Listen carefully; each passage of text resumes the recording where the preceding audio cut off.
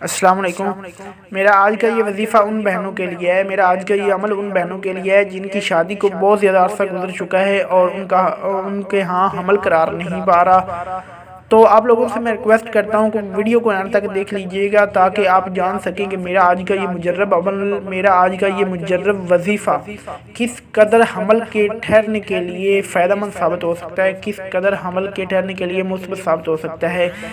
تو وظیفے کے جاننے سے پہلے آپ کو اس کے فائدے بتا دیتا ہوں کہ جن بہنوں نے اس عمل کو کیا، جن بہنوں نے اس وظیفے کو کیا، ان کے ہاں حمل قرار پایا، ان کو حمل ٹھہرا اور اللہ تعالیٰ نے ان کو اولاد جیسی نرینہ نعمت سے نواز دیا۔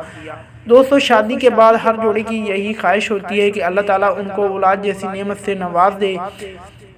تو آپ لوگ اس عمل کو کیجئے گا، لازماً کیجئے گا، اللہ تعالیٰ ضرور آپ کو اولاد جیسی نعمت سے نوازے گا، انشاءاللہ آپ کا حمل قرار پائے گا، حمل کی حفاظت ہوگی۔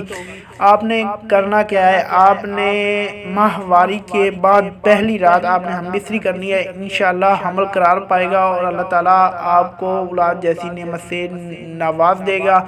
آپ نے دودھ اور لونگ کا زیادہ سے زیادہ استعمال کرنا ہے اور آپ نے گرم چیزوں سے بچنا ہے، جتنا زیادہ ہو سکے گرم چیزوں سے پرہیز کرنا ہے، اور آپ نے ماہواری کی بعد پہلی رات کو آپ نے ہم بستری کرنی ہے اور دودھ اور لونگ کا زیادہ استعمال کرنا ہے اور گرم چیزوں سے بچنا ہے، انشاءاللہ حمل قرار پائے گا اور اللہ تعالیٰ آپ کو اولاد نرینہ جیسی نعمت سے نواز دے گا۔ ویڈیو اچھی لگے تو سبسکرائب کیجئے گا چینل کو۔ ایک اور ویڈیو کے ساتھ ملتے ہیں، وظیفے کے ساتھ ملتے ہیں، اپنا خیال رکھیے گا، اللہ حافظ۔